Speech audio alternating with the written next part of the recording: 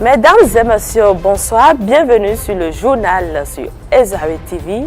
Voici le sommaire. Qui est Kessile Chala et l'Acadé nous propose le portrait du candidat. Le portrait du candidat Christian Lanidé et celui de Ake Natonde sont prévus dans cette édition. Nous aurons aussi le droit à la revue de presse avec Leandro Kodo. À nouveau, bonsoir. Kessile Chala est candidat à la présidentielle. Son portrait avec Enoch Lahade. Il a déposé sa candidature le mardi 12 janvier 2016 à la Commission électorale nationale autonome. Kessile Chala, ce non élu à la présidentielle de 2011, se relance une fois encore dans la course à la marina avec son projet de société axé sur le développement du secteur de la santé et de l'économie. Kessile Chala pense faire du social son cheval de bataille avec son parti LBV qui signifie le Bénin vivra. Il est un médecin de formation né en 1953, titulaire d'un diplôme en médecine de l'Académie de médecine de Varsovie. Le docteur Kessile Chala est spécialiste en neuro-urologie depuis 1990. Frêle de corpulence, il mesure environ 1,80 m et est père de 7 filles de différentes mères. L'homme a fait ses premières études au Bénin à l'école primaire de Waké, puis au lycée Bianzin à Porto-Novo. Il finit en Europe et se retrouve dans les hôpitaux de Paris. Ex-ministre de la Santé de Boni Yayi, il fait partie de ceux que l'on appelle les 12 apôtres de la candidature de Boni Yayi en 2006. Depuis le 21 octobre 2008, date de son limogeage du gouvernement, la relation entre lui et l'actuel président de la République a pris un coup. Personnalité dont les compétences dépassent les frontières nationales, n'a eu qu'un coup passage dans le premier quinquennat de Boni Yayi. Le docteur Chala est spécialiste de la greffe dans les hôpitaux de Paris. Il est auteur de la première greffe rénale bilatérale à Paris en 2000 et a publié une cinquantaine d'articles scientifiques dans les journaux spécialisés en médecine. D'un portrait à un autre, suivez le portrait de Christian Lanidé, aussi candidat. Prétendant à la magistrature suprême, Christian Enoch Lahinde est né le 23 juillet 1963 à Cotonou où il a fait ses études primaires. Il débarque très jeune en France, devient père d'une fille à l'âge de 15 ans et demi, puis rejoint le FC Metz à l'âge de 17 ans où il tente une carrière de footballeur professionnel. Son passage sur le rectangle vert constituera la parfaite transition de sa passion pour le monde des affaires. Grâce à ses qualités managériales, Christian Enoch Lahinde se lance dans le marketing sportif. L'expérience accumulée lui permettra d'introduire la filiale africaine de MSI Marketing Sport International. Il crée ensuite l'Agence africaine pour la promotion du sport AFPS et gère des programmes d'industrie sportive. Très tôt, il crée la première chaîne privée de télévision d'Afrique francophone et détient depuis 2003 à 2016 les droits de diffusion de la Coupe d'Afrique des Nations. Il a par ailleurs réalisé des prouesses dans le secteur des finances et de la communication à travers le dernier produit commercial de son groupe, la carte Nasuba Express. De 1998 à 1999, il bénéficie de la confiance du général Mathieu Kérékou, qui le nomme ministre de la Jeunesse, des Sports et des Loisirs. Après son départ prématuré du gouvernement, qualifié de manque d'expérience par certains, Christian Enoch Lahinde retrouve une place de conseiller spécial auprès de son mentor de l'an 2000 à 2006. Sa présence permanente autour du caméléon lui donne le goût de la politique, ce qui lui permet d'effectuer son baptême de feu lors des législatives de 1999 où le peuple ne lui accorda pas sa confiance. Dans les grandes lignes de son projet, il promet consacrer 33% des ressources financières mobilisées par l'État aux communes. Un concept contenu dans son livre « Si j'étais au service de la nation du bonheur ». Un troisième portrait, celui de Ake Natonde, suivez, c'est signé Kader Achirou.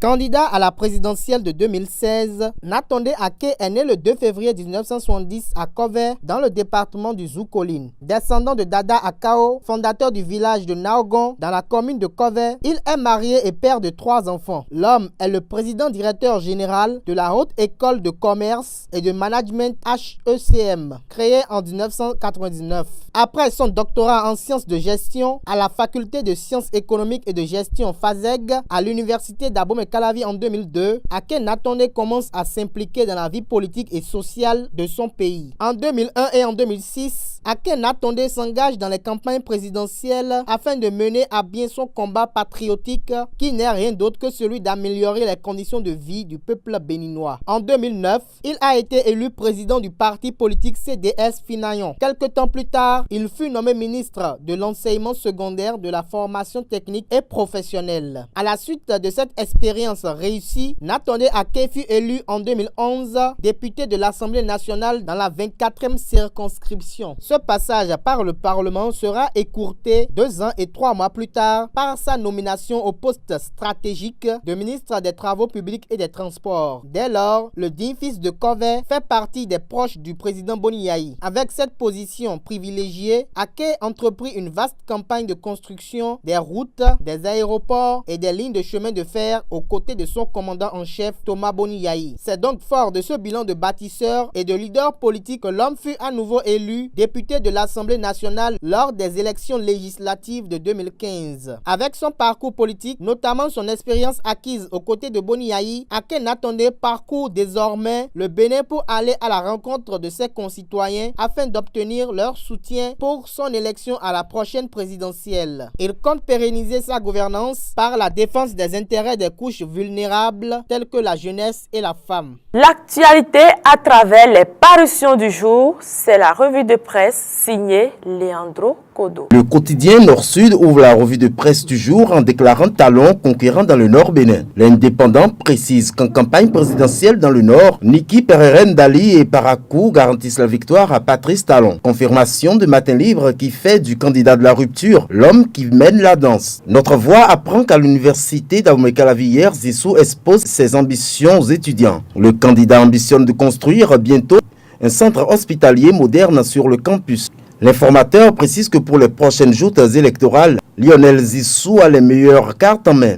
Le projecteur affirme que dans son programme d'appui aux personnes démunies, le joker de l'Alliance républicaine promet 100 000 francs par an à 100 000 familles. Le quotidien L'Affiche du jour atteste qu'après sa descente en fanfare à Dassa, Savalou, Boycon et Aboumé, les populations réaffirment leur soutien total et sans faille à Javon. Soleil Levant révèle les mesures urgentes pour mettre le Bénin sur les rails durant le mandat de l'homme de Djefa. L'Indépendant, quant à lui, déduit que la forte mobilisation et le raz de marée de la tournée de ASG prouvent qu'Adjavon est le prochain président de la République. De sa tanière, Kinikini estime que la déferlante jaune a aussi enveloppé le quartier des Koumbé. Les jeunes, femmes et sages sont déterminés à porter Pascal Irénée Koupaki à la Marina au soir du 6 mars prochain. Matin Libre certifie PIC candidat pour les vraies réformes. Le potentiel informe que Lionel Zissou, Jérôme Carlos et Michel Kafando, l'ex-président burkinabé de la transition, recevront demain, vendredi à Azalaï Hotel, le trophée Cori international de l'excellence et du mérite. Les bureaucrates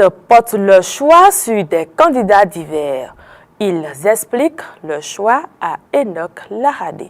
En promenant nos caméras dans les bureaux, les citoyens béninois se sont exprimés sur le choix de leurs candidats en cette période de campagne. Les objectifs et les raisons du choix restent les mêmes, mais les candidats diffèrent. Le président Irénée Koupaki. Le choix pour cette présidentielle 2016, le candidat Pascal Irénée Koupaki. J'ai porté mon choix sur M. Lionel Zissou. M. Sébastien Adjavon. Et puis qu'on l'a déjà vu à l'œuvre. On sait ses capacités de gestion, on sait ses capacités d'homme d'État. Monsieur Pascal Irénée Koupaki, je l'ai connu en 2006, quand il était ministre du président Yayi Boni. Il m'a surtout séduit par sa sérénité, son sens du travail bien fait, son calme et son charisme d'homme d'État. J'ai porté mon choix sur Lionel Zissou parce que je sais qu'il est un Français béninois. Je l'ai choisi à cause du sang qui circule dans ses veines. Que ce soit la continuité ou que ce soit la rupture avec le pouvoir actuel, je sais que à partir du sang qui circule dans ses veines-là, il pourra corriger beaucoup de choses dans ce pays. Je porte mon choix sur Lionel Zissou parce que avoir les candidats qui se sont présentés sur la liste, c'est le seul qui peut arriver et qui pourra faire du bien pour le Bénin. Ce qui me motive encore à pouvoir voter pour lui, à pouvoir le choisir comme mon candidat est que il a pu créer des emplois, au Bénin, ce qui quand même aide l'État. Qui, entre Lionel Zinsou, Pascal Irénée Koupaki, Abdoulaye Biochane, Sébastien Adjavon et bien d'autres candidats, sera porté à la tête de la Marina au soir du 6 mars prochain. Seuls les électeurs ont la réponse à cette question. Mesdames et messieurs, c'est la fin de cette édition. Merci de nous avoir suivis.